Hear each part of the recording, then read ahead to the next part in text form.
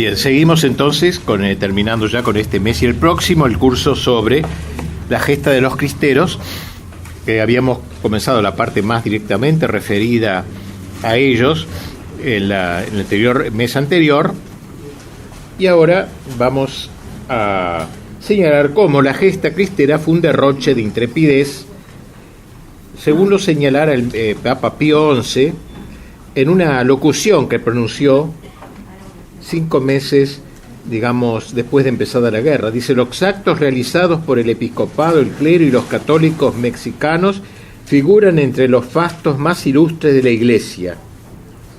Así dijo. Vamos a presentar a continuación diversos personajes, entre tantos, de distintos estamentos que se destacaron en circunstancias tan aciagas por su claridad mental y por su valentía. Ante todo, en el nivel de los obispos. No todos, lo hemos dicho, reaccionaron, por cierto, de la misma manera. Algunos fueron más acomodaticios y prefirieron, entre comillas, dialogar con el poder afectado de sordera, como por ejemplo Monseñor Díaz Ibarreto, de quien hablaremos después. Otros jugaron la vida, no abandonando la atención pastoral de sus ovejas, como Monseñor Orozco. Otros finalmente apoyaron con entusiasmo el levantamiento. Entre estos últimos, que tienen mi preferencia, podemos nombrar a varios pastores, pero sobre todo me voy a quedar en uno de ellos, Manríquez y Zárate. Estos obispos, él y los otros que no nombro por falta de tiempo, acompañaron moralmente a los cristeros hasta el término del conflicto, aún sabiendo que tal comportamiento les reportaría el ostracismo e incluso la renuncia a sus sedes episcopales, como luego lo veremos. Podríamos nombrar 2 grandes obispos, Orozco y Monseñor Manríquez, al que acabo de referirme, parejos en su heroísmo. Orozco y Jiménez era obispo de Guadalajara. Él no intervino en la guerra, digamos así. Él juzgaba que no era tan conveniente entrar en un combate en donde tenían todas las de perder, el gobierno tenía todas las armas a su alcance, pero no por pacifismo, sino por motivos prudenciales perfectamente legítimos. Mientras la mayoría de los otros obispos creyó conveniente optar por el camino del exilio, Monseñor Orozco prefirió esconderse en el medio rural de su arquidiócesis de Jalisco para no abandonar a su rebaño, y por eso el gobernador de ese estado lo declaró conspirador y sedicioso, procediendo a ocupar su sede, a clausurar también expropiar el seminario diocesano y varias cosas más. En lo que toca a su posición, como dije, frente a la guerra, él, al estilo de Anacleto, digamos, era partidario de la mera resistencia, lo que Anacleto había llamado el plebiscito de los mártires, había que hacer, o sea, de la sangre derramada, no derramada al prójimo, sino derramada uno mismo. Eso es lo que él creía conveniente. Meyer, este gran escritor del tema que nos ocupa, llega a decir que esta presencia de su prelado en el monte donde vivía, fue para los cristeros de estas regiones, que eran las regiones más cristeras, la de Guadalajara, fue la prueba la prueba de la santidad de su causa, de los cristeros, o sea, la presencia del obispo en el monte, el lugar más peligroso, y un aliento mucho más precioso que 1.000.000 de aquellos cartuchos cuya necesidad tan cruelmente se hacía sentir. Y así llevó durante los 3 años de la guerra una vida muy semejante a la que tenían los combatientes cristeros, medio camuflado, como si fuera un campesino más. Se dejó la barba, un día hacía de conductor de mulas, otro se disfrazaba de labriego, escapando así de manos de los federales. Al igual que su querido Anacleto, a quien dirigía espiritualmente, no vaciló en cantar la gloria de los caídos, verdadera pléyade, dijo él, de ínclitos confesores de Cristo, como en cierta ocasión los calificó. Hablando de Anacleto, debo decir que el otro día, en un acto que hubo en La Plata, uno que vino de Guadalajara me envió con estas reliquias de Anacleto, que las dejo acá, huesos de Anacleto, reliquias de primera, porque los huesitos son la reliquia más querida, más que una, qué sé yo, si fuera un sacerdote le parte la sotana, el huesito, por si alguno después lo quiere venerar, y lo ponemos aquí presidiendo. Orozco era el padre espiritual de nuestro querido Anacleto. Pasemos ahora al otro obispo, digo, a quien no puedo dejar de incluir en esta galería de héroes, Monseñor José de Jesús Manríquez y Zárate, célebre primer pastor de Huejutla y verdadero confesor de la fe. Un hombre inteligentísimo, una cara medio indiada tiene, había ido a Roma, se había doctorado en filosofía, en teología, en derecho canónico, era un hombre muy inteligente, y al mismo tiempo de una de su inteligencia se reveló también como un sacerdote lleno de iniciativas. Cuando Calles, presidente Calles, afirmó en cierta ocasión con indisimulado descaro que de la aplicación de los artículos antirreligiosos de la Constitución no había surgido ningún problema de importancia con la Iglesia, y que toda la reacción consiguiente, decía él, no era sino cosa de mujeres, decía, lanzó este gran obispo en marzo de 1926, cuando comenzó el levantamiento, una severa carta pastoral, la sexta carta que lo hizo famoso en el mundo, donde reiteraba una y otra vez una frase lapidaria: miente el señor presidente de la República al asentar tal afirmación. O sea, el presidente Calles ha dicho, no hay problema entre la Iglesia y el Estado, miente el señor presidente. El señor presidente Calles ha dicho tal cosa, miente el señor, cantidad de, reiterando eso según un lenguaje que no estamos acostumbrados a ir en otros obispos más cercanos. Así entonces, este obispo al año siguiente, 1927, dirigió un mensaje de alerta al mundo que sonó como una clarinada, en uno de cuyos párrafos podemos leer: y tú, oh pueblo mexicano, pueblo grande en medio de tu desgracia y glorioso en tus infortunios, pueblo de guerreros y de atletas, de sabios y de santos, de héroes y de mártires, que has merecido en estos tiempos de apostasía y de impiedad, será alabado y bendecido por boca del Papa, y que eres el espectáculo de la cristiandad. Tú que prefieres la desgracia a la infidelidad, la pobreza de Cristo a las falaces programas de este siglo, y la fe de tus mayores a todos los tesoros de este mundo. Tú que durante un siglo de continuos combates con los enemigos de Dios, recuerde las persecuciones de Juárez del siglo pasado, has conservado intacta la religión de tus padres hasta el momento presente, que has confesado la realeza de Cristo en los campos de batalla, privilegio singular concedido a muy pocos pueblos de la tierra, tú, pueblo mexicano, mimado e hijo predilecto de la Reina de los Cielos, que no se desdeñó de tomar tu mismo semblante y color.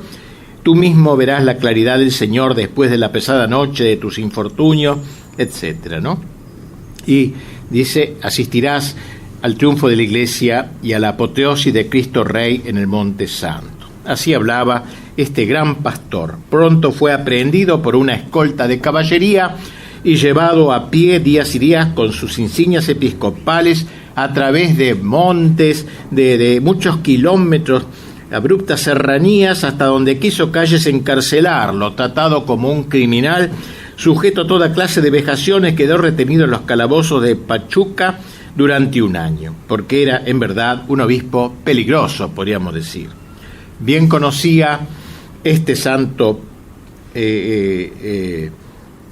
prelado el posible desenlace de su heroísmo, como lo dejó dicho en esa misma carta pastoral sexta: los prelados no disponemos de metrallas ni de máquinas de guerra, pero nuestra voz es más terrible para el enemigo que un escuadrón en orden de batalla. La palabra, sobre todo de un obispo, es y debe ser la expresión de la verdad, y la verdad siempre es terrible para los que viven de la mentira y del error. Tras un año de prisión, fue desterrado junto con varios compañeros a quienes previamente se les obligó a firmar un papel donde se aseveraba que salían por su propia voluntad. Todos lo firmaron menos él, desafiando así al tirano. Sufrió 17 años de exilio y solo en 1944 podría regresar a México. Entre los obispos hemos nombrado estos dos, Orozco y Manríquez. Hay otros muy buenos también, pero no hay tiempo. Pasemos ahora a los sacerdotes. También entre ellos hubo hubo héroes verdaderamente, claro, en mayor cantidad que entre los obispos, proporcionalmente mayor. No nos cansamos de admirar la naturalidad con que los sacerdotes caminaban hacia el patíbulo. No pocos de aquellos hombres vivieron su sacerdocio yendo de acá para allá en medio de peligros, enfrentándose, si era necesario, con los perseguidores, sin miedo alguno del martirio. Ya hemos hablado largamente del padre Agustín Pro, por lo que aquí solo lo recordamos con inmenso afecto y admiración. Pero entre otros, que vamos ahora a los que nos vamos a referir, podemos escoger al padre Rodrigo Aguilar, un sacerdote que se ordenó en el santuario guadalupano de Guadalajara y fue de veras un enamorado de Cristo, quien era para él una especie de obsesión. Los que lo conocieron nos refieren que en varias ocasiones le rogó a un grupo de religiosos que pidiesen al Señor y alcanzase la gracia del martirio, y Dios atendió a su deseo. En 1927, en octubre, víspera de la fiesta de Cristo Rey, entraron en Ejutla, donde él tenía cargo sacerdotal, varios soldados que empezaron a cometer sacrilegios, quemando en la calle imágenes de santos, ornamentos, e incluso llegando a beber el cáliz con la sangre de Cristo y a comer las hostias consagradas que estaban en el copón. El padre, completamente impotente, atado, lo llevaron a empujones hasta la cárcel del lugar donde pasó la noche. Y al día siguiente, fiesta de Cristo Rey, lo sacaron de madrugada de la prisión y lo llevaron al pie de un grueso árbol de mango que todavía se conserva en la plaza de Ejutla. Arrojaron entonces una cuerda sobre una de las ramas más grandes y la pusieron al cuello del sacerdote. Un soldado, queriendo poner a prueba el coraje del padre, le preguntó altaneramente: ¿quién vive? Como los católicos decían siempre, ¡viva Cristo Rey! ¿Quién vive?, le pregunta. Y a lo que el padre le respondió: Cristo Rey y Santa María de Guadalupe. Entonces tiraron la soga y el sacerdote quedó colgando. Luego de un ratito lo bajaron y con fastidio el soldado reiteró su pregunta: ¿quién vive? A lo que el padre, sin titubear: Cristo Rey y Nuestra Señora de Guadalupe, exclamó. Entonces la cuerda fue tirada con fuerza y el sacerdote quedó otra vez colgado. Y por tercera vez, parece que este número 3, ¿no? Con Cristo cayó 3 veces, se lo colgó de nuevo, y se lo bajó de nuevo, y el soldado le preguntó: ¿quién vive? Y el santo, con lengua agonizante, gritó por última vez: ¡viva Cristo Rey y Santa María de Guadalupe! Fue suspendido de nuevo y su alma voló al cielo. Hoy es San Rodrigo Aguilar. En este mismo año fueron ejecutados por lo menos 26 sacerdotes previa tortura para sacarles datos de los cristeros, silencio absoluto, heroísmo absoluto. Quizás una de las muertes más crueles de todo el martirologio mexicano de aquellos tiempos fue la del padre Sabás Reyes Salazar en Tototlán, Jalisco, abril de 1927.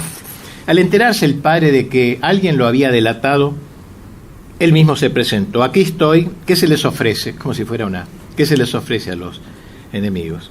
Lo llevaron a la iglesia parroquial, ahora convertida en cárcel, y lo ataron a una columna.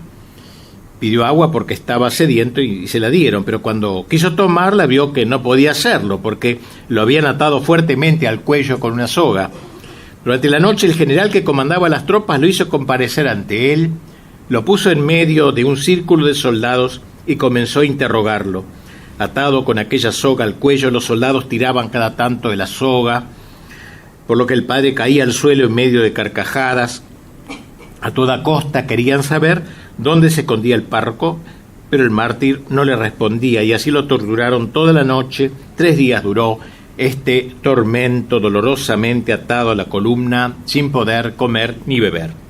Pronto agravaron el suplicio. El general, con su espada, y varios soldados con sendas bayonetas comenzaron a herir al mártir en los brazos, en las piernas, en todo el cuerpo, repetidas veces y por largo tiempo.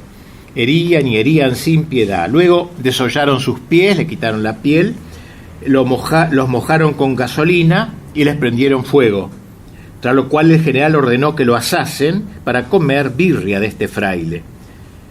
Un soldado golpeándole le tomó las manos y las puso sobre las brasas. Luego, entre sarcasmos y blasfemias, apoyaron sus pies en otra hoguera que habían encendido, y al final lo obligaron a levantarse y lo llevaron caminando hasta el cementerio, donde lo acribillaron a balazos. Tiempo después, uno de los soldados que lo habían ejecutado confesaría: me pesa mucho haber matado a ese padre, murió injustamente, le habíamos dado 3 o 4 balazos y todavía se levantó y gritó: ¡Viva Cristo Rey! Bueno, Monseñor Orozco se complace en destacar la profunda devoción eucarística que caracterizó a varios de estos mártires. En ellos la Eucaristía floreció en martirio. La muerte de Cristo floreció en su propia muerte. No fue una coincidencia, observa, el hecho de que muchos de los sacerdotes victimados durante la persecución murieran mientras iban a celebrar la misa o inmediatamente después a causa de ellas. Baste un ejemplo para graficar esta afirmación. En el mismo año 1927, en un pueblo de Jalisco, los verdugos esperaron a que un padre llamado Francisco Vega, un anciano y humilde sacerdote, terminara de celebrar el santo sacrificio, y enseguida, tal como estaba, le ordenaron salir de la iglesia para fusilarlo junto a ella. Yo he puesto en el programita la fotografía, porque sacaron una fotografía en los enemigos, algunos de la escolta de los agraristas de los federales, una impactante teología tomada tal vez por algunos de esos soldados, atestigua el impresionante hecho. Allí se ve al mártir todavía revestido con los ornamentos sagrados, las manos juntas y de pie ante el muro de la iglesia. A escasos metros lo apuntan los fusiles de sus verdugos, y al fondo el jefe del pelotón impartiendo la orden. Uno se pregunta si no será esa para un sacerdote la muerte más preciosa posible, cumplir en su carne lo que falta a la pasión de Cristo. Pasemos a otro mártir, el padre Toribio Romo González. No había cumplido aún 28 años de edad y 4 de ordenado cuando fue fusilado en una fábrica cerca de Tequila, un lugar de Jalisco, se llama así el lugar. Quienes lo trataron nos lo pintan como un hombre lleno de celo apostólico, pasión por la iglesia y un amor especial a la Eucaristía, lo que se trasuntaba sobre todo en su manera de celebrar la misa y también a la Virgen de Guadalupe. Relata un testigo que en cierta ocasión, con motivo de la solemnidad de Cristo Rey, a pesar del ambiente tenso en que se vivía, se concentraron en las cercanías del pueblo, más concretamente en un cerro, unos 15.000 fieles, que allí asistieron a misa y juraron ante el Santísimo expuesto defender la fe a una costa de la propia vida. Y uno de los allí presentes dice que en aquella ocasión la montaña se estremeció con los gritos de ¡Viva Cristo Rey! En enero de 1928, el padre Romo pasó la jornada en un refugio. Al día siguiente quiso celebrar la misa a las 4 de la mañana, tras lo cual se retiró a descansar, acostándose vestido. Los soldados, alertados por un delator, lo descubrieron en su escondite y allí mismo lo acribillaron a balazos al grito de «muera el cura». Cayó en brazos de una hermana suya, a quien mucho quería, que en aquellos momentos se encontraba en aquel lugar. «Valor, padre Toribio», le dijo a su hermano, y agregó: «Jesús misericordioso, recíbelo, viva Cristo Rey». Tales fueron las palabras que su heroica hermana gritó ante los asesinos. Los vecinos del rancho donde se había ocultado improvisaron con ramas una camilla y llevaron su cuerpo, que aún chorreaba sangre, hasta Tequila y de allí al cementerio, rodeados por los soldados que los silbaban y cantaban canciones vulgares. Nombremos finalmente a otro padre, el padre Tranquilino Ubiarco Robles, que se ordenó de sacerdote en la Catedral de Guadalajara y murió en octubre de 1928. Tras ser detenido por los federales, fue llevado a la Alameda del pueblo, donde se lo ahorcó sin juicio alguno. Pero un dato curioso hubo aquí.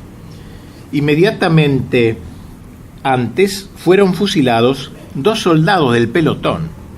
¿Cómo va a ser eso? ¿Los mismos soldados del pelotón? Si fueron fusilados, ¿por qué? Porque uno se negó a echarle la soga al cuello, afirmando que en modo alguno cometería esa canallada, que estaba arrepentido de ejercer la milicia entre asesinos, y que si pudiera salvarle la vida al sacerdote, a quien estaba dispuesto a defender lo que fuese a costa de su propia existencia. El otro, viendo el coraje de su compañero, gritó él: «¡Viva Cristo Rey!», y expresó la vergüenza que sentía por haber colaborado en la aprehensión de un sacerdote tan digno. El general, a cargo del pelotón, ordenó que fusilasen a los dos rebeldes junto con el padre Ubiarco, muriendo los tres con el mismo grito de «¡Viva Cristo Rey!». Sus cuerpos, cubiertos de sangre, quedaron colgados en aquella alameda. Todavía hoy la gente va a ese lugar, y todos los que hemos ido ahí vamos a ese lugar, es un lugar ya consagrado. Antonio Caponetto le hizo una poesía muy linda que está puesta en el árbol del padre Ubiarco. Si nos detenemos ahora en los seglares, finalmente, hablando de obispos, de sacerdotes, si nos detenemos, digo, en los seglares, el número de mártires resulta apabullante.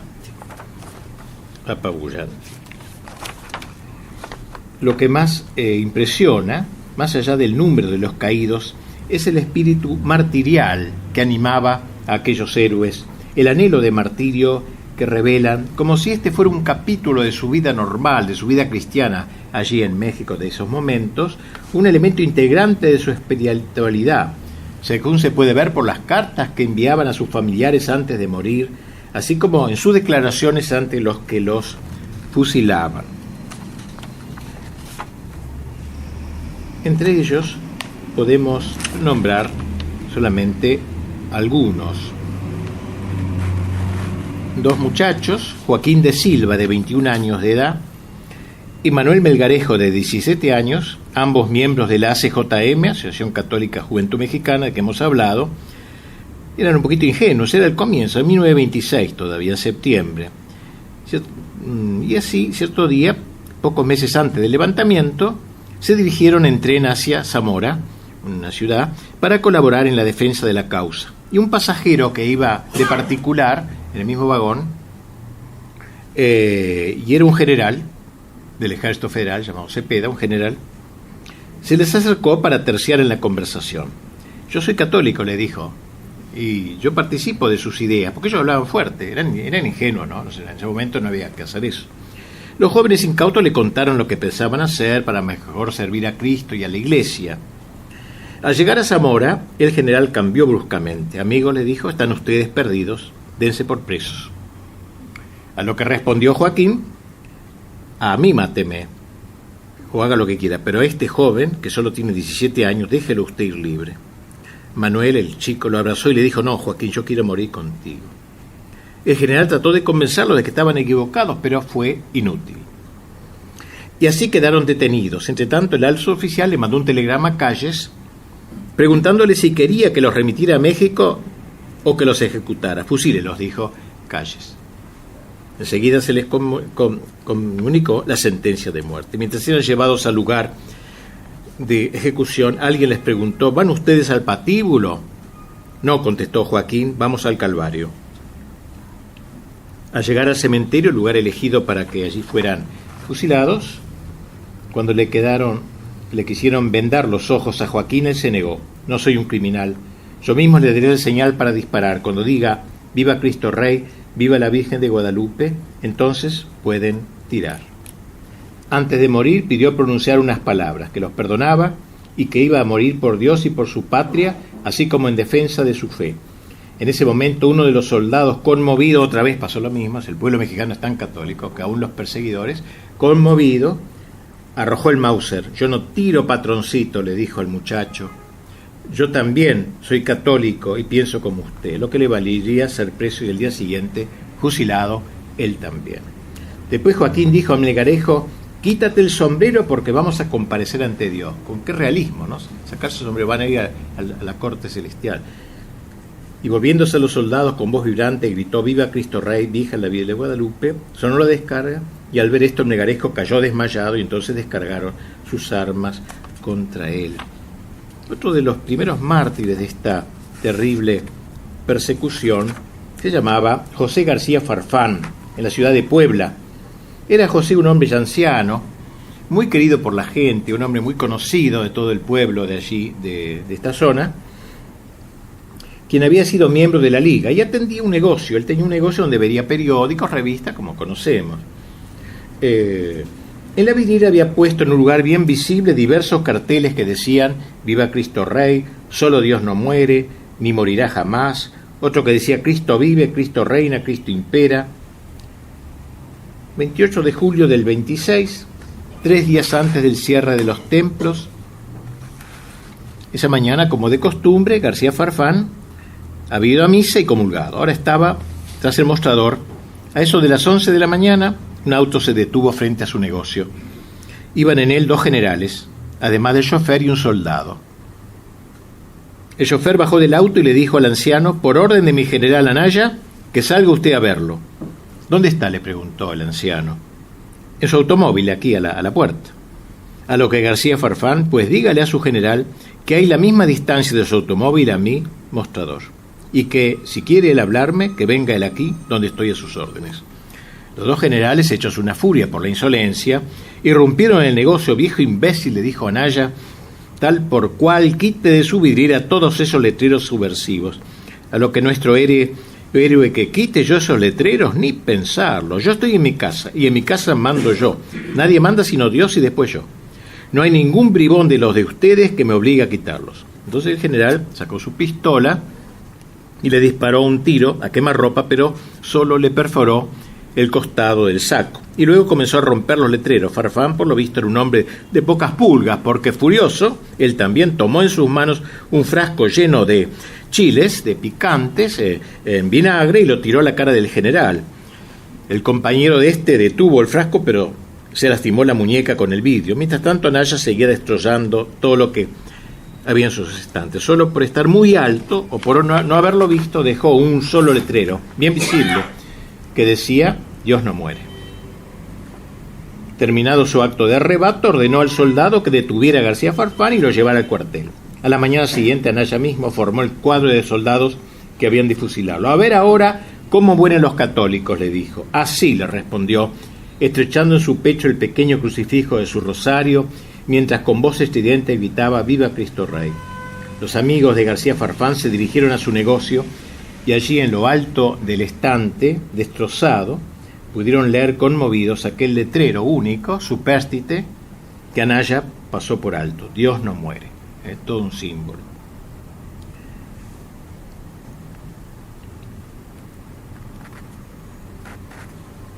Así entonces, veremos también en el año 1926 un hecho semejante. En San Juan de Lagos se había organizado una manifestación de protesta pacífica pero ardorosa contra los desmanes que se estaban cometiendo. Los jóvenes que participaban en el acto llevaban carteles con el emblema de Viva Cristo Rey. Terminada la manifestación, un chico que había en ella había tomado parte con entusiasmo, un chico llamado José Natividad Herrera y Delgado, volvió a seguir, una vez que participó en este acto, volvió a seguir jugando con otros chicos en la calle, chico común. Con los chicos jugaban, y de manera especial con uno que llevaba en el sombrero el lema de la realeza de Cristo. Quítate ese letrero, chamaco, le gritó uno de los policías, soldados. ¿Que me lo quite? Jamás, viva Cristo Rey. Si no te lo quitas te vamos a fusilar, amenazó el hombre. El padre del chico, el padre carnal, que estaba cerca, al oír estas palabras le pidió a su hijo que lo hiciera. El chico se levantó, se rió, lleno de asombro, porque nunca había visto en su padre una debilidad semejante. ¿Cómo, papá, que me lo quite? ¿No te acuerdas que mamá delante de ti dijo que no me lo debía dejar quitar por nadie? No me lo quito. El entrometido, que era soldado, echó el arma al hombro y disparó su carga sobre este héroe de 7 años. Otro joven, Tomás de la Mora, de 18 años, miembro de la CJM y de la Liga, fue ahorcado en agosto de 1927. Unos días antes de morir, le había escrito a su hermana, que vivía en la Ciudad de México: a pesar de ser tan tibio y tan poco virtuoso, según pienso, esta persecución va a hacer que México brille por la heroicidad de sus mártires. Ya no hemos de pedir que cese la persecución, sino que en cada católico haya un héroe, como en tiempo de Nerón. Y en una carta posterior terminaba diciéndole: pídele a Dios que sea un mártir, Tomás de la Mora. Como se ve, la idea del martirio suscitaba en este joven de 18 años un anhelo acuciante. Llegó el día anhelado, el día de la detención. tras lo cual fue llevado a la presencia del general Flores, jefe de la guarnición, hombre duro, impío, quien le pidió que le dijera quién era el que le aconsejaba. Como el joven se negara, ordenó que le diera una calentadita, dijo. Lleno de moretones en la cara, fue llevado de nuevo al general, quien reiteró su pregunta. Es inútil, mi general, yo no diré nada, y si me da usted la libertad, sepa que mañana me voy al volcán a unirme a los cristeros en la lucha por Cristo Rey. Tras insistir una vez más en su pregunta con el mismo resultado, el general dio la orden de ejecutarlo prontamente. A la medianoche lo sacaron del cuartel para que fuese ahorcado. Que el joven elija el lugar que quiera, dispuso el general. Miren qué interesante este dato simbólico. Que elija el lugar que quiera. Él se detuvo frente a un árbol, el descampado, un árbol histórico, venerado por los liberales como una especie de lugar sagrado, porque debajo de ese árbol, o en una ocasión, se había sentado a descansar Benito Juárez, de que hemos hablado largamente, una encarnación misma del liberalismo mexicano y uno de los más encarnizados enemigos de la Iglesia. Se veneraba ese lugar porque aquí estuvo un día Juárez. Él eligió ese lugar, este chico. En ese preciso sitio donde nuestro Tomasito se detuvo, diciéndole a los soldados: este es un lugar de ignominia. Aquí cuélguenme para que se cambie en bendición este lugar de maldición. Entonces un soldado se le acercó para ponerle la soga al cuello. No me toque, le dijo Tomás, porque me mancha. ¿Por qué?, le dijo el soldado. Porque ustedes son soldados del demonio y nosotros de Cristo Rey. Entonces el soldado le pidió que él mismo se pusiese la soga. Tomás, sonriendo, le contestó: yo no sé cómo se pone, es la primera vez que me ahorcan, dígame cómo. Y antes de ser colgado gritó el consabido: viva Cristo Rey. Bellísimo esta página del martirologio mexicano, donde el héroe hace gala de coraje y hasta de humor.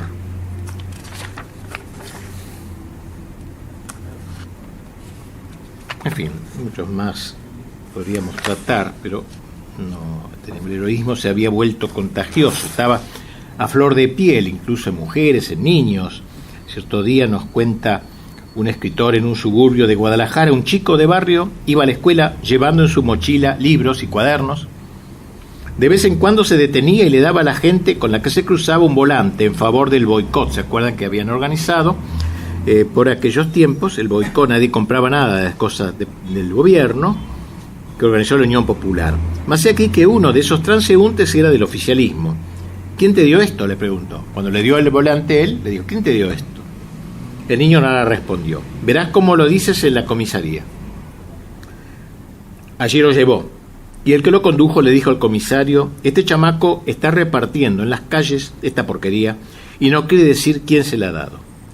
Pero a mí me lo vas a decir, ¿verdad? Yo soy el comisario. El chico no movió los labios.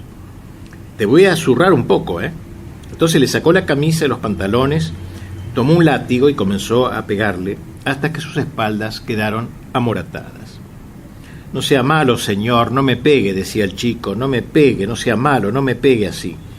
Entonces el comisario fue un cuarto vecino e hizo llamar por teléfono a la madre del chico. Vamos a ver entonces si así habla o no habla. Cuando llegó la madre, el comisario le dijo que quería saber quién le había dado a su hijo esos volantes. La señora respondió que había sido ella.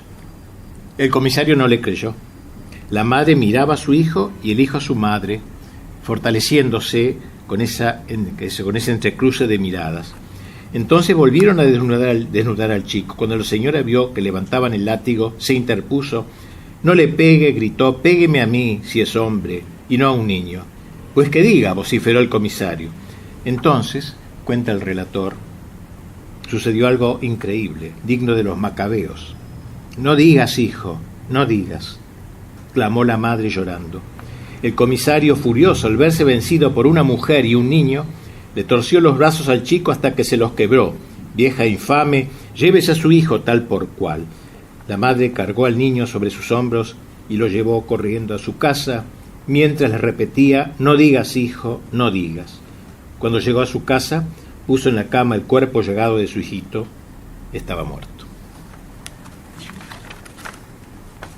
Un último caso, en Zaguayo, una ciudad a unos 300 kilómetros de Guadalajara, el de joven José Sánchez del Río. Desde sus primeros años vivió este chico ese clima de coraje, de combate, que se iba generalizando entre los mejores católicos. Más de 2.500 personas se habían adherido en aquella localidad de Zaguayo al alzamiento, muchos de ellos tomando las armas. Bueno, José era muy chico todavía, pero fue uno de los primeros en presentarse a combatir, pero no lo aceptaron porque era muy joven, no lo admitieron hasta que cumpliese 17 o 18 años. Él insistió, y a pesar del llanto de sus padres, recurriendo a jefes cristeros de mayor renombre para que intercedieran por él. Él quería morir en la raya al lado de Jesucristo. Me encanta esta fórmula. Quiero morir en la raya al lado de Jesús, como si hubiera una raya que divide a los soldados de Satanás y a los soldados de Cristo, con esa sencillez.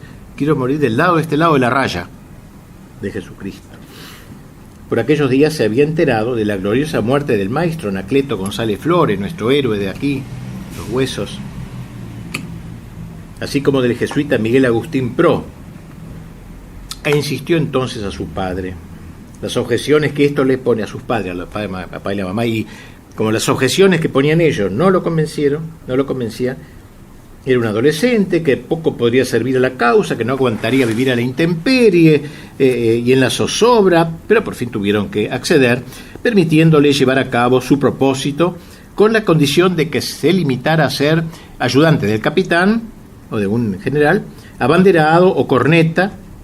Al verle por primera vez, los cristeros juzgaron que era demasiado chico, que solo serviría para cuidar caballos o ser mandadero, pero él se sentía feliz junto con algunos compañeros de su edad, llevando la vida de los soldados. Pronto los veteranos comenzaron a admirarlo y le enseñaron a tocar la corneta, y quedó así a las órdenes de un general, Guillermo Morfín, quien para mejor protegerlo le ordenó que estuviera siempre a su lado custodiando la bandera, y de este modo participó desde su puesto de corneta en varios combates, mostrándose siempre corajudo. Como premio a su ejemplar desempeño recibió distinciones de un general, el hecho de ser clarín de órdenes oficiales, así como el abanderado en los combates. Bueno, en una de esas batallas, el caballo del general, del cual era asistente él, cayó fulminado los balazos enemigos, debiendo su jinete saltar para no quedar atrapado. Todos sus soldados se dispersaron. José, con el rostro sudoroso y la bandera en la mano, le gritó: «Mi general, aquí está mi caballo». No le respondió: «Huye tú. Yo soy chico.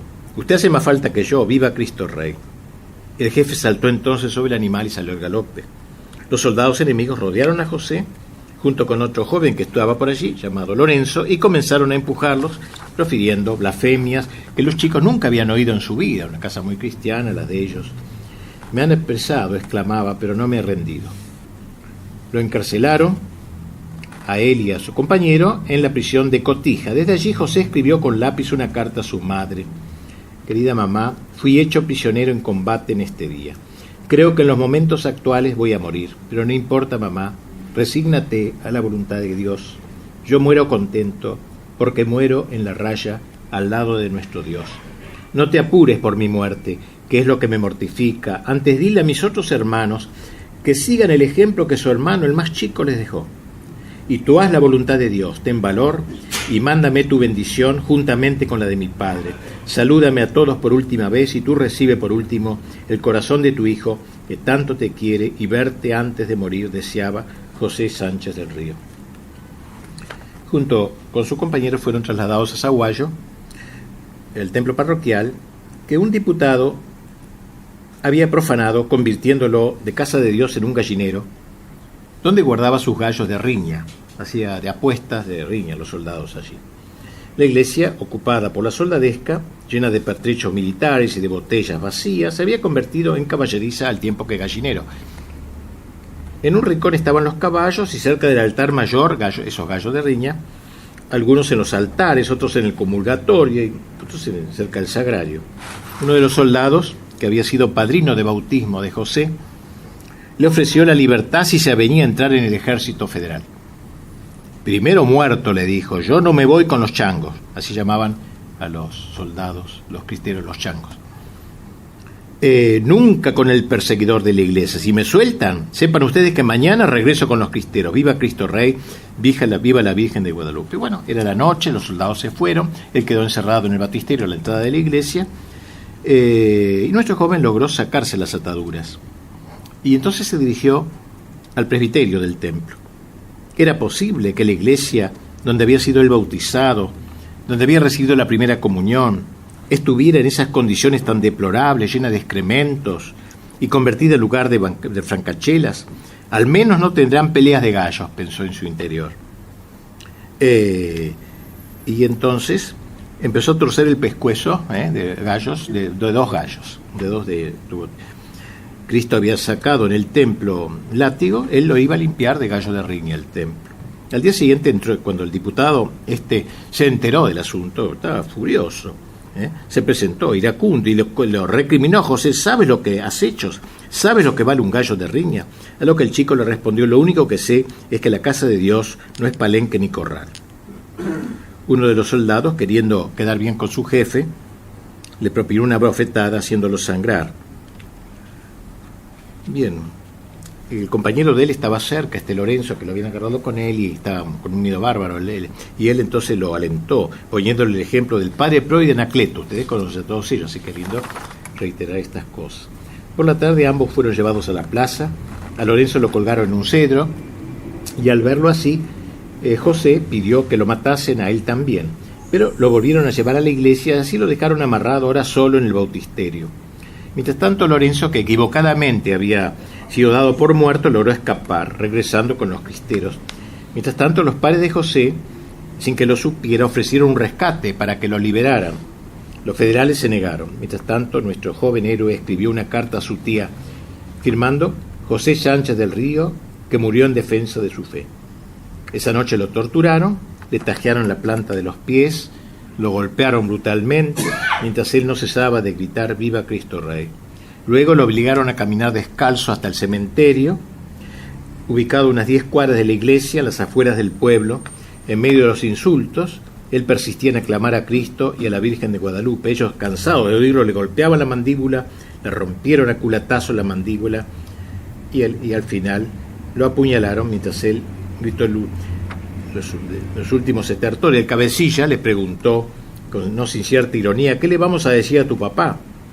José alcanzó a balbucir que nos veremos en el cielo, viva Cristo Rey. Tras dispararle con una pistola, arrojaron su cuerpo a la fosa. En el pueblo pronto se conocieron los detalles de esto, y desde entonces todos los chicos comenzaron a querer ser mártires, querer ser como él, todas las madres querían tener un hijo como él, etc.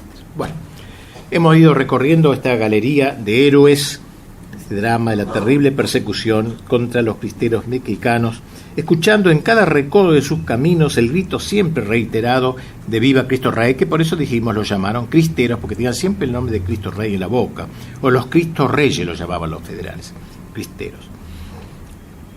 Este grito, que al decir de un escritor, habrá de seguir resonando, a pesar de otro gran tirano, la historia falsificada, o el olvido deliberado. El primer beatificado por Juan Pablo II, en octubre de 1988, fue el padre Miguel Agustín Pro. Desde entonces la Iglesia ha seguido beatificando a varios de aquellos mártires. En 1992, en la solemnidad de Cristo Rey, el mismo Papa beatificó a 22 sacerdotes mexicanos y a 3 jóvenes laicos de la ACJM. Se encuentran entre ellos el padre Cristóbal Magallanes, Tranquilino Ubiarco, de quien hablé acá, y otros más. El 20 de noviembre del 2005, en el Estadio Jalisco de Guadalajara, el Papa Benedicto XVI beatificó, entre otros, a Anacleto González Flores, Miguel Gómez Loza, los hermanos Vargas González, Luis Padilla, José Sánchez del Río, este chico, etc. Dios nos concedió la gracia de estar presente en esa ocasión, muy conmovidos, ciertamente.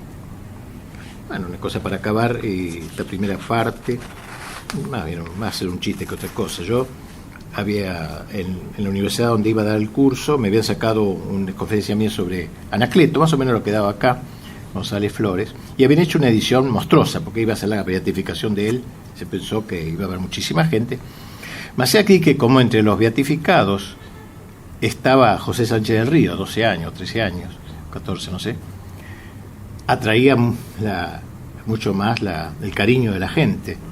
Se llamaba Anacleto González Flores y Compañeros Mártires, se enunciaba, pero los ojos se posaban más en este chico que en el Anacleto, que es una maravilla de otro punto de vista. Entonces se vendieron mucho más libros de José Sánchez del Río que el mío, por eso le tenía rabia. Hasta que el otro año que fui dije, no, me iba a pedir perdón, y me fui a Zaguayo, 200 kilómetros por ahí de Guadalajara, y pude ver eso tan maravilloso, ese lugar donde estuvo encerrado el baptisterio toda la noche. Ahí la iglesia se ha puesto unos vitrós con la figura de él y 2 gallos a los costados. Celebré la misa sobre su cadáver y una señora se me acercó y me dijo, yo soy pariente de él, padre, ¿cuántos vienen acá, extranjeros, argentinos? Qué lindo.